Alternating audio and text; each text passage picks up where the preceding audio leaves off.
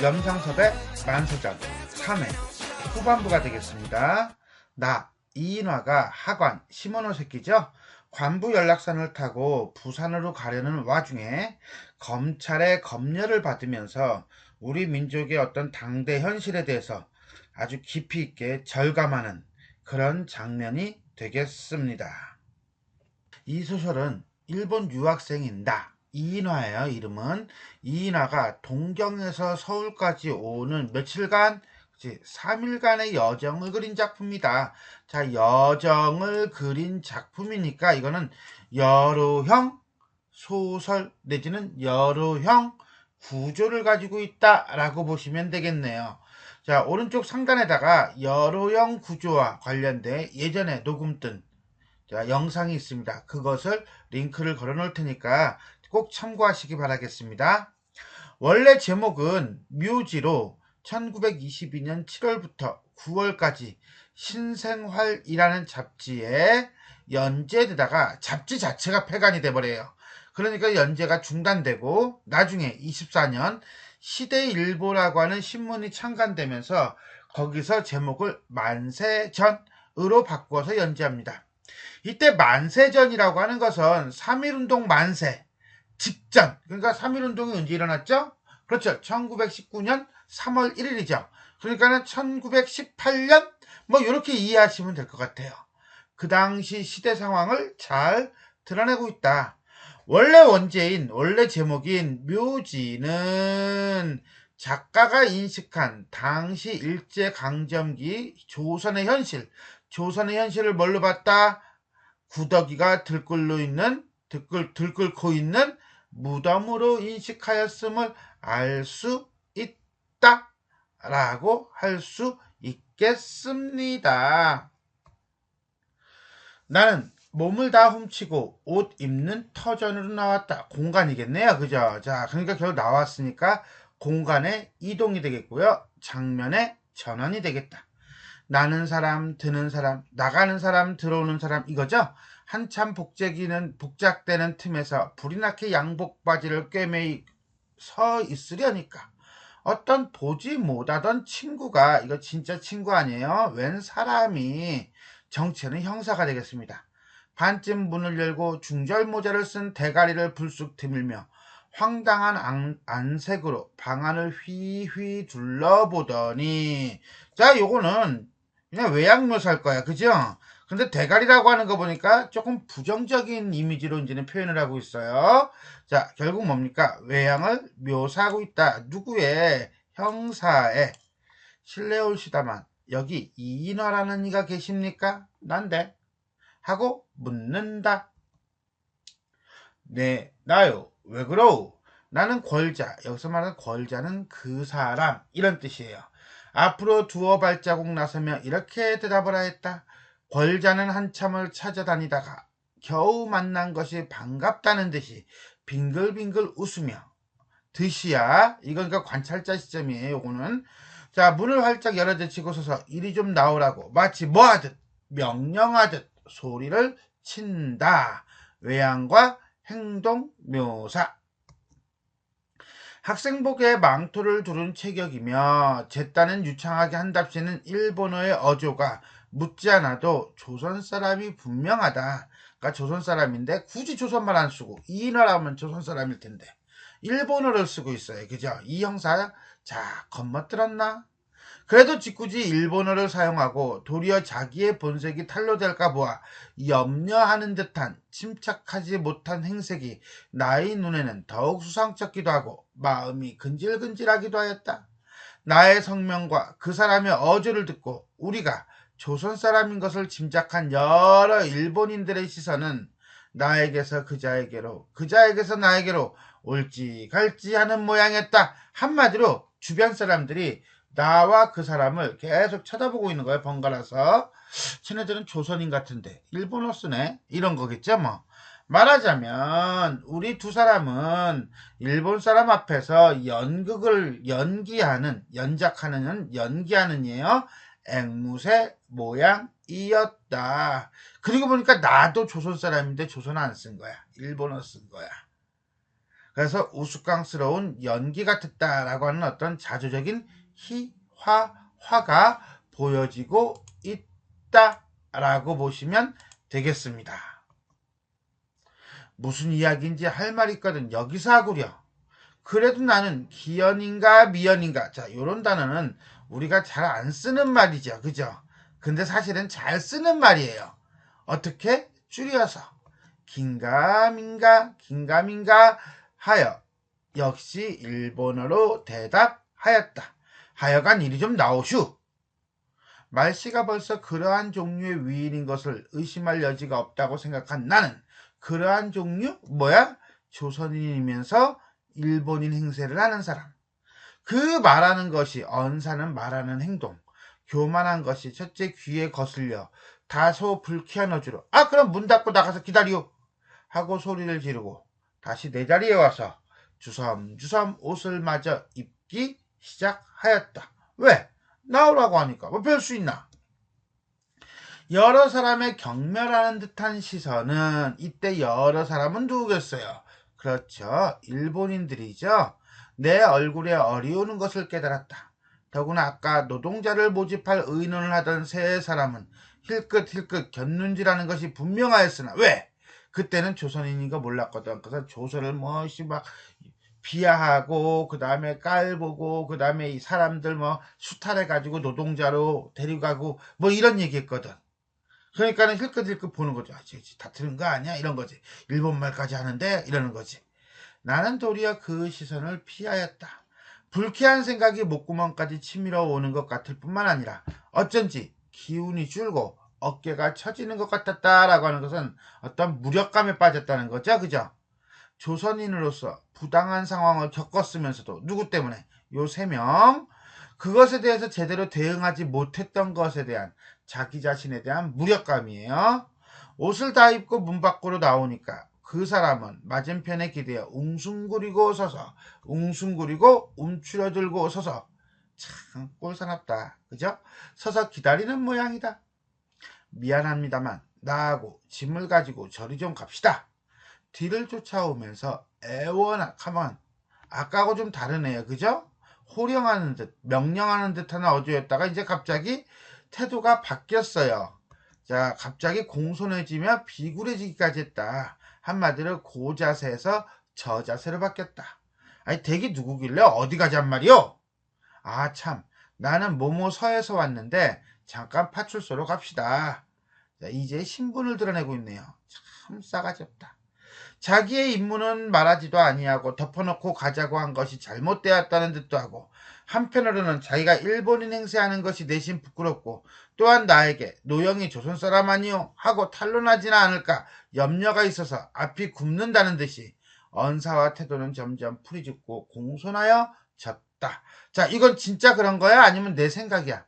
내가 그렇게 판단했다는 거지요. 나의 짐작이라고 보시면 돼요. 이것을 본 나는 도리어 불쌍하고 가엾은 생각이 나서 느러니 쭉 버려서 내려가다가 그자의 얼굴을 쳐다보았다. 아무 의미 없이 빙글빙글 웃는 그 얼굴에는 어색하여 하는 빛이 역력해 보였다. 나는 별 까다롭지 않은 말로 나는 나갈 새도 없고 짐이라곤 이거밖에 없으니 혼자 가지고 가서 조사할 게 있거든 조사하고 갖다 주쇼 하고 가방 2개를 드러내어 주었다. 큰 소리치네. 안 돼요. 그건 입회를 해줘야 이걸 열죠. 입회라고 하는 건 뭐야? 옆에서 참석해서 보고 있어야 열 거 아니냐. 우리가 마음대로 열지 못하지 않느냐. 그러지 마시고 잠깐만 나가주세요. 이건 내가 들고 갈 테니. 선실내의 수백의 눈은 모두 내게로 모여들었다. 결국 뭐야? 수많은 사람들이 지켜보는 가운데 누구만? 나만 짐조사를 당하는 상황인 거예요. 왜 나만? 왜 나만? 그건 바로 내가 뭐이기 때문에? 조선인이기 때문에. 짜증 확 났나? 짜증나지. 나는 얼굴이 화끈화끈하여 섰을 수가 없었다. 당혹감이죠. 불쾌감이죠. 그리고 수치심이다. 라고 보시면 되겠습니다. 내가 도적질이나 한 혐의가 있단 말이오. 가지고 가서 마음대로 하라는데 또 어쩌란 말이오. 정 그럴 테면 이리 들어와서 조사를 하구려. 배는 떠나게 되었는데 나가자는 사람도 염치가 있지. 결국 내가 못 나가는 이유는 뭐 때문이에요? 그렇죠. 조금 있으면 배가 떠난다는 거야. 그럼 나는 배를 타 못 타? 못 타는 거지. 그러니까 여기서 나가자고 한다는 게 말이 되느냐? 안 된다. 나는 분이 치밀어 올라. 그래서 분노. 이렇게 볼멘소리를 하였다. 그러지 마시고 오늘 이 배를 꼭 떠나시게 할 테니 잠깐 나가주세요. 시간 없다며 자꾸 시간 흐릅니다. 그래서 여기선 창피하실까봐 그러는 거 아닙니까? 마치 누구를, 나를 뭐하는 듯한, 배려하는 듯한 태도를 보여주고 있네. 그럼 하지를 말지. 창피하다? 창피? 얼마나 창피하면 얘에서 더 창피할 거. 그런 사패 볼 것 없이, 사패 사사로운 정 볼 것 없이 마음대로 하시오. 나는 이미 창피를 당할 만큼 당했고 조선이라는 거 사람들이 다 알게 됐고 뭐 어때 여기서 해. 홧김에 이렇게 소리는 질렀으나 그 애거라는 양이 밉살스러운 중에도 뭐해 가엾게 보이지 않은 것이 아니야. 아직 가엾게 보였어. 그 다음에 또 뭐야 이렇게 승강만 하다가는 말싸움만 하다가는 나한테는 뭐 이로울 것이 없어. 왜? 시간만 바락바락 가. 그래서 나가기로 결심을 했다는 거죠. 나가기로 결심한 이유가 몇 가지? 세 가지야. 첫 번째, 가엾어 보였어, 형사가. 두 번째, 시간만 바락바락 가. 세 번째, 그러니까 나한테는 이로운 게 하나도 없는 거야. 차라리 일 빨리 끝내는 게 좋은 거야. 해가지고서는 나는 뭐 하기로 했다? 나가기로 결심했다. 이렇게 어떻게 될지 사람의 이름 몰라. 아까 사가지고 들어온 벤또. 벤또는 도시락이죠? 가지고 가방을 들고 나섰다.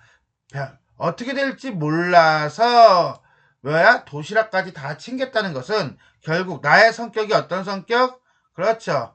호락호락하진 않아. 나름 친밀한 성격이다. 라고 보시면 되겠네요. 그죠? 오케이. 형사가 큰 성공이 난 듯이 진작 그러시지. 별일은 없을 거예요. 나는 무심중에 부르르 주먹이 떨었다. 왜? 빈정대는 듯한 빛을 보였거든.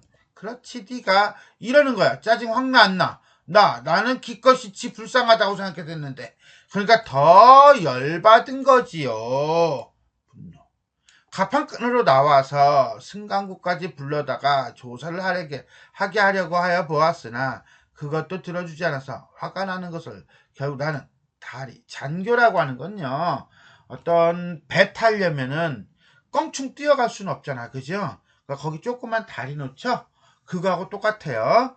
어쨌거나 간에 화가 나는 것을 줄이 참듯 참고 라고 하는 것은 안간힘을 다해 참고 어디로? 잔교로 내려섰다. 잔교라는 것은 사람이 움직이거나 화물을 싣거나 하는 그런 구조물이다 라고 보시면 됩니다.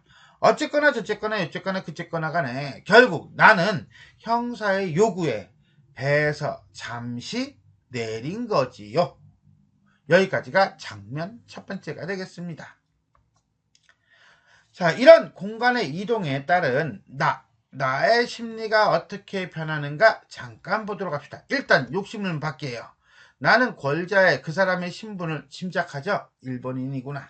그리고 그런 것을 좋아하는 사람이구나. 일본어 하기를.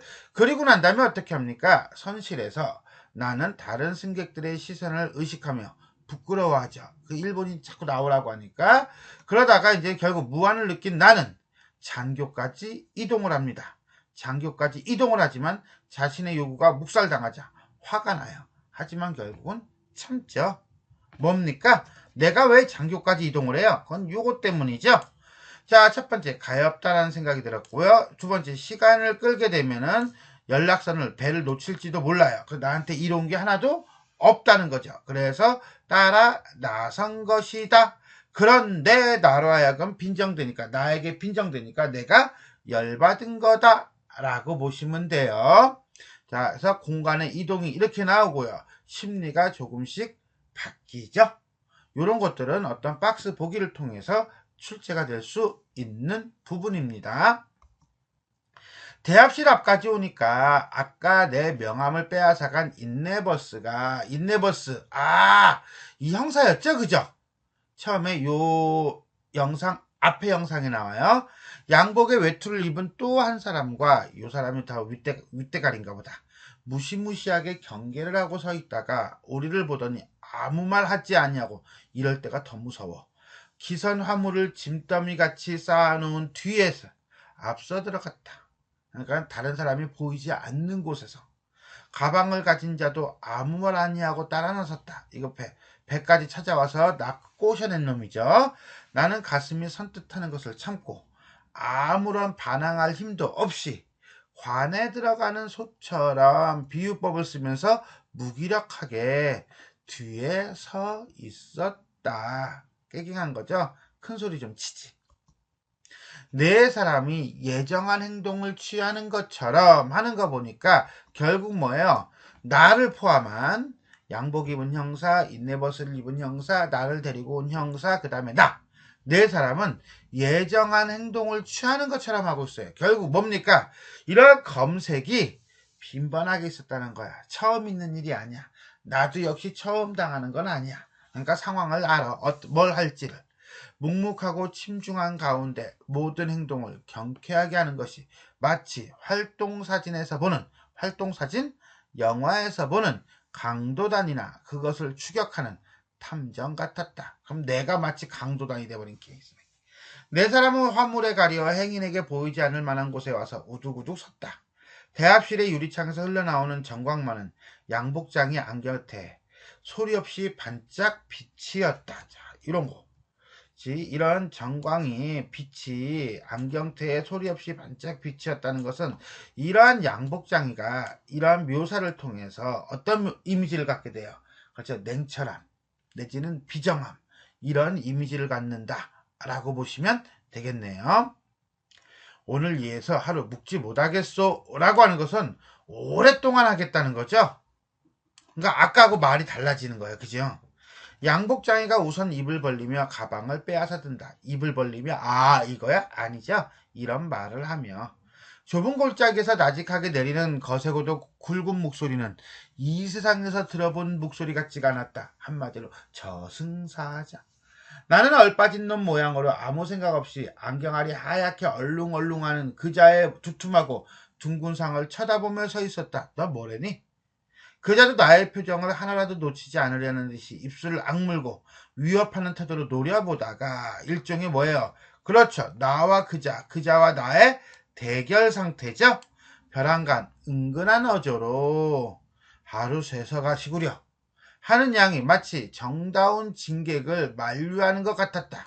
무슨 죄가 있는 것은 아니나 이같이 으슥한 골짜기에서 을러보았다 달래보았다 하는 것을 당하는 것은 나의 수명이 줄어드는 것 같았다라고 하는 것은 내가 완전히 쪼그라들었다는 거죠. 그죠?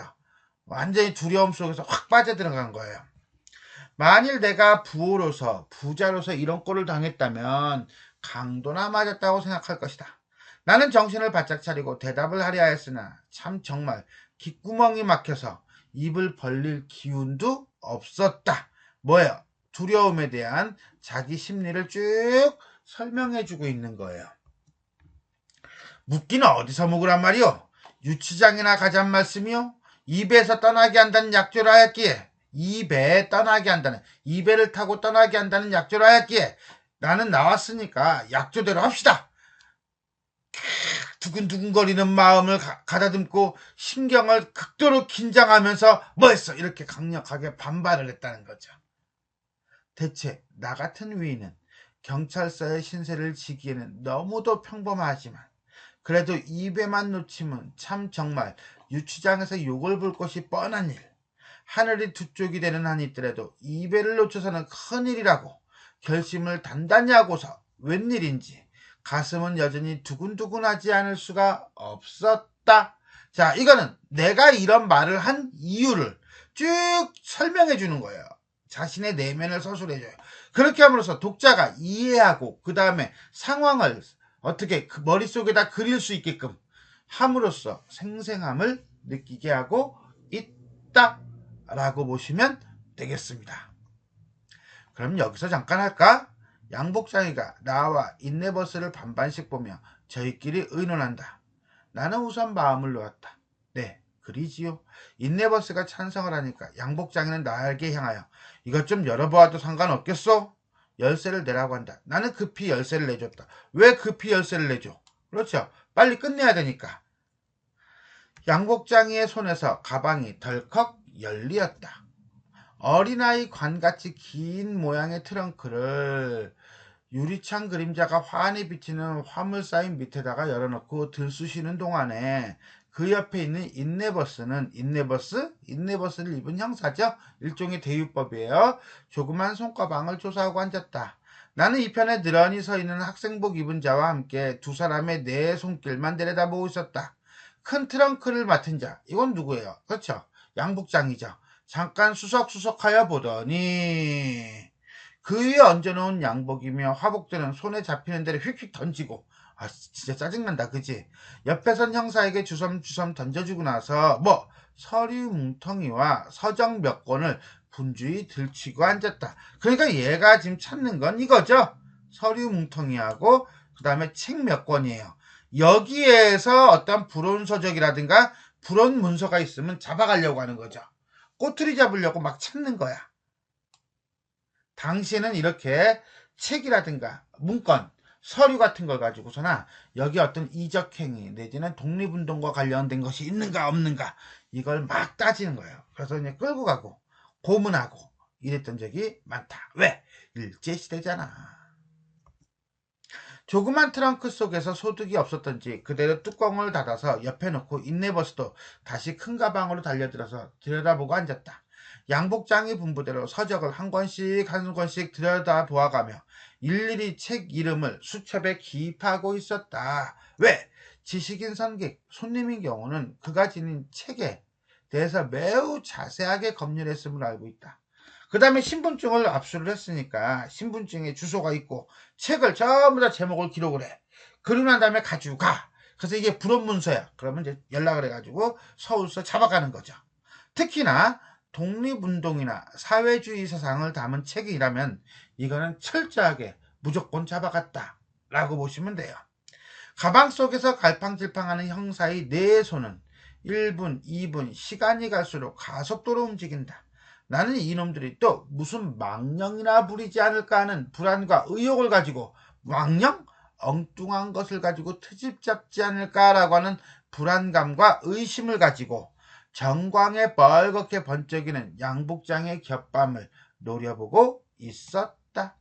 여덟 눈과 네 손길이 여덟 눈? 그러니까 네 명이죠? 지금 네 사람이니까 네 손길은 왜? 두 사람이 뒤지고 있으니까 보는 건 네 사람, 뒤지는 건 두 사람. 자, 앞에 뉘은 트렁크 한 개에 모든 정력을 집중하여 1분의 빈틈없이 극도로 긴장하면서도 여덟 입술은 풀로 붙인 듯이 아무도 입을 벌리려는 사람이 없었다. 그러니까 긴장감과 침묵이 그냥 고조로 있는 거예요. 절대 침묵이 한 칸통쯤 되는 컴컴한 골짜기에 숨이 막힐 것 가득 찼다. 비릿한 바다 기운이 품은 차디찬 저녁바람이 귓가로 솔솔 지날 때마다 바삭바삭하는 종이장 구기는 소리. 자, 바삭바삭하는 종이장 구기는 소리만 나에게 들렸고 다른 건 들리지가 않아. 이건 뭐야? 긴장감이 고조가 돼 있는 거죠. 그보다도 큰 게 배, 짐 지우는 인부의 소리도 장교 밑에 와서 부딪는 출렁출렁한 파도 소리도 아마 이 네 사람의 귀에는 들리지 않았을 것이다. 라고 하는 것은 결국은 긴장과 적막감 이 두 가지를 표현하고 있는 것이다. 묘사를 통해서 이렇게 보면 돼요. 무겁고 찌뿌둥한 침묵 속에 잠깐 무겁고 찌뿌둥한 침묵. 자, 이런 것도 우리가 이제는 어때요? 추상적인 것을 촉각화시켰다 라고 볼 수 있겠죠. 흐릿한 불빛에 쌓여서 서고 앉고 하여 꾸물꾸물하는 모습이 마치 바다에 빠진 시체를 건져놓고 검신하는 것 같이 처량하고 비장하며 엄숙히 보였다. 이때 시체는 뭐겠어요? 자, 나의 서류, 책. 검시를 한다는 건 뭡니까? 조사하는 거죠. 처량하고 누가? 내가. 비장한 건 누가? 형사들이. 그러나 1분, 2분, 3분, 5분, 10분 시간이 갈수록 나의 머릿속은 귀화하는 밤비대로 욱신욱신하였다는 것은 내적 갈등과 불안감과 초조감이 막 정신없었다는 거죠. 일부러 느럭느럭 하는 것은 아니지만 빼앗가지 않고 내 손으로 하고 싶으리만치 뭐했다? 초조하였다.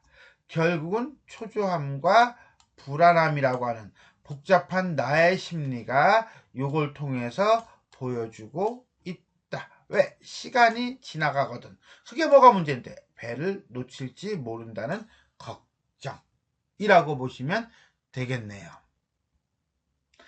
나는 참다 못해 시계를 꺼내들고 이제 2분밖에 안 남았어. 뭐가? 배 출발할 시간이. 난 갈 테요! 하고 재촉을 하였다. 그제야 양복쟁이는 눈에 불이 나게 놀리던 손을 쉬고 서류 뭉텅이를 들이대면서 이것만은 잠깐 내가 가지고 갔다가 댁으로 보내드려도 관계없겠지요? 하고 일어선다. 서두른 분수를 보아서는 아무런 소득이 없어 섭섭하고 열적으니 서류 뭉치나 빼앗아 두자는 눈치 같다. 나는 두말 없이 쾌락 오케이 하였다. 자, 기꺼이 들어주었다. 사실 그 속에는 집에서 온 최근의 편지 몇 장과 소설 초고와 원고 몇 가지 외에는 아무것도 없다라고 하는 거 보니까 내가 직업이 뭐예요? 이 나의 직업은 소설 쓰는 사람이네요. 대학에서는 그러면 문학을 배우겠네요. 애써 기록한 서적이라야 원래 나에게는 사회주의의 사자나 레닌의 레자는 물론이거니와 독립의 독자도 없는 것은 나는 이런 현실 문제에 대해서는 관심이 있어 없어? 관심이 없어. 왜? 나의 전공하는 학과, 그 학과가 뭔데? 문학일 거야. 왜? 이걸 보고서는 우리가 추론할 수가 있겠죠. 알 것이다. 라고 하는 거 보니까 형사 일행은 결국 나의 가방을 사회주의 독립운동에 관련이 있는가 없는가를 딱 살피기 위해서 뒤졌을 것이다. 라고 나는 짐작하고 있고요. 그 다음에 독자도 그렇게 짐작을 하는 거죠. 하지만 없다라고 하는 거 보니까 나는 현실 문제에 대해서는 별 관심이 없었어요. 요거는 앞 영상에서 자 목욕탕에서 일본인 들이 대화하는 내용을 들었고 난 다음에 내가 독백하는 부분을 통해서도 우리는 충분히 알 수 있었습니다. 아니 설령 내가 볼세비키에 관한 서적, 한마디로 사회주의 운동과 관련된 서적 몇백 권을 가졌거나 사회주의 운동을 연구하거나 그것은 학문의 연구라 물론 자유일 것이요. 비록 독립사상을 가진 나의 뇌 속을 X광선 같은 것으로나마 엑스레이 심사법으로 알았다 할지라도 행동이 없는 다음에야 조사하기로 무슨 소용이 있겠는가. 그러니까 나는 독립운동과 관련된 행동을 한 적이 있어 없어? 없어. 이런 생각은 나중에 한 것이지만 그 당시에는 하여간 무사히 풀려나요. 배에 오르게 된 것만을 다행으로 여겨 그자들과 같이 허둥지둥 행구 여행의 어떤 장비 도구들을 수습하여 가지고 나왔다. 결국 뭡니까? 그렇죠. 안도감을 느꼈다 라고 하는 거예요. 즉 여기까지는요. 잔교에서 형사 3명에게 물건 어떤 소지품 검사를 당한 나의 모습, 검열을 당한 나의 모습이 드러나고 있다라고 보시면 되겠습니다. 자, 여기까지 우리는 짐을 조사당하는 장면에 나타난 어떤 시대 상황에 대해서 잠깐 살펴볼 필요가 있을 것 같습니다. 큰 트렁크를 맡은 자는 잠깐 수석수석하여 보더니 그 위에 얹어놓은 양복이며 화복들은 손에 잡히는 대로 휙휙 집어던지고 그 다음에 서류 문텅이와 서적 몇 권을 분주히 들쭉거리는 것이었다 라는 장면이나 인내버스도 다시 큰 가방으로 들어서서 들여다보다마다 바로 일일이 책 이름을 수첩에 기입하며 앉았다 라든가 원래 나에게는 사회주의의 사자나 레닌의 레자는 물론이거니와 독립이라는 독자도 없다 라는 것으로 보았을 때 당시 사회주의나 독립운동에 대한 감시가 매우 심했고 그 다음에 이러한 감시 내지는 검열이 일상화되었음을 알 수가 있겠습니다. 짐을 가볍게 해야지. 짐을 왜 누가 가볍게 해? 형사들이 어떻게 가져갔잖아 물건을. 트렁크를 두 손에 들고 어서 올라오라는 선원의 꾸지람을 들어가면 내가 늦고 싶어 늦었나? 겨우 가판이 올라서자 길을 쓰는 듯한 경적과 말 울음소리 같은 기적소리가 나며 신경이 재릿재릿한 징소리가 교양적으로 호젓이 고요하게 무서움을 느낄 만큼 부두 일판에 처량하고도 요란하게 울렸다. 배는 소리 없이 미끄러져 두어 간통이나 잔교에 떨어졌다. 잔교를 떨어졌다니까 이제 출발하는 거예요. 전송하러 온 여관 하인들이며 인부들의 그림자가 쓸쓸한 벌판에 성기성기 듬성듬성이란 뜻이죠. 조그맣게 눈에 띄고 선창 위에서 휘둘러가며 가는 등불이 쓸쓸한 바람에 불려 길어졌다 짧아졌다 했다. 자, 그런데 여기서 우리가 좀 봐야 되는 것들이 있어요. 초량하고도 요란한 쓸쓸한 벌판, 쓸쓸한 바람. 자, 이것들은 전부 다 어때요? 자연물이지만 어떤 심정을 드러내고 있다는 거예요. 누구의 심정이에요? 그렇죠. 나의 심정이죠. 나의 심정을 드러내고 있는 객관적 상관물이라고 보시면 되겠습니다. 나는 선실로 들어갈 생각도 없이 어시는 없이 으스름한 가판 위에 찬바람을 쐬어가며 웅숭거리고 서 있었다. 왜? 머릿속이 복잡하니까. 격심한 노역과 추위에 피곤하여 깊은 잠에 들어가는 항구는 소리 없이 암흑 속에 누워있을 뿐이요. 전시의 안식을 지키는, 전시는 뭐야? 모두 전자에다가 이건 도시할 때 시자잖아. 그러니까 도시 전체의 안식, 자야지. 저녁이잖아. 야광주는 벌써부터 졸린 듯 점점 불빛이 적어가고 수요가 줄어들면서 깜빡깜빡 졸고 있다. 자, 이거 화류법이죠, 그죠? 도시가 야광주가 졸고 있대요. 야광주가 졸고 있다라고 하는 건 말이 안 되죠. 그건 결국 뭐예요? 도시가 이제 어두워지면서 가로등이라든가 이런 것들이 꺼지는 거예요. 나는 인간계를 떠나서 방랑의 몸이 된 자와 같이, 인간계를 떠나서 방랑의 몸이 된 자. 자, 이건 결국 뭐야? 방랑의 몸이 된 자야. 어떤 충격을 받았다. 트라우마가 생길 정도로 고독과 불행한 존재를 비유하고 있다 라고 보세요. 그 불빛이 낱낱이 어떠한 평화로운 가정의 대문을 지키고 있으려니 하는 생각을 할 때 선뜻선뜻하게 반짝이는 별보다도 점점 멀리 흐려져가는 불빛이 오히려 따뜻해 보였다. 흐려가는 불빛이 따뜻해 보였다. 결국 뭡니까? 나의 혼돈과 어떤 슬픔을 심화시키는 그러한 소재이다 라고 보면 돼요. 나의 머릿속은 단지 혼돈하였을 뿐이고 눈은 화끈화끈 닳는다 라고 하는 것은 머릿속은 복잡하고 눈물이 쏟아질 것 같다. 눈이 빨갛게 충혈되면서 그런 나의 심리 상태를 보여주고 있다. 외투 포켓에다 두 손을 찌르고 어느 때까지 우두커니 서 있는데 내 눈 위에는 어느덧 뜨끈뜨끈한 눈물이 빚어나와서 좌우 뺨으로 흘러내렸다. 뜨끈뜨끈한 눈물이 왜 나와? 지금까지 오늘 있었던 일을 쭉 살핀 거죠. 자, 목욕탕에서 일, 경찰한테 일, 그 둘에게 대들지 못했던 거, 그 다음에 이러한 현실에 대한 어떤 분노, 자신의 무력감, 고독감, 슬픔, 이런 것들이 전부 다 뭉쳐있는 거예요. 조선인이란 이유로 멸시당한 나의 슬픔과 분노, 내지는 현실에 대한 무력감, 기타 등등이 이 뜨끈뜨끈한 눈물에 함축돼 있다, 응축돼 있다. 그러면서 찬바람에 선뜻선뜻 스며들어가는 것을 머릿속에 씻으려고도 아니하고 여전히 나는 서 있었다. 결국 배에 올라타서 어디서? 자, 이제는 밖을 내다보면서 쭉 슬픔에 빠지고 복잡한 자신의 생각을 드러내고 있는 장면이다 라고 보면 되겠네요. 그 중에서도 우리가 이번 파트에서 제일 중요한 건 아마 요 뜨끈뜨끈한 눈물이 제일 중요하지 않을까 싶습니다. 요거에 대해서 잠깐 다시 살핍시다. 자, 요 부분이죠. 결국 이건 뭐예요? 식민지배의 어떤 폭력성에 대한 분노고요. 그 다음에 식민지인으로서의 고독감과 슬픔, 기타 등등이고요. 그런 것에 대해서 대들지 못하는, 저항하지 못하는 어떤 무력감을 드러내주고 있다라고 보시면 되겠습니다. 자, 이렇게 해서 우리는 염상섭의 만세전, 3회 파트 나가. 자, 배를 올라탔다가 결국은 내려와서 경찰 형사의 검열을 받는 장면에 대해 살펴보았습니다. 자, 지금까지 내용이 도움이 되셨다면 구독 버튼과 좋아요, 그 다음에 알람 설정 부탁드리겠습니다. 수고하셨습니다.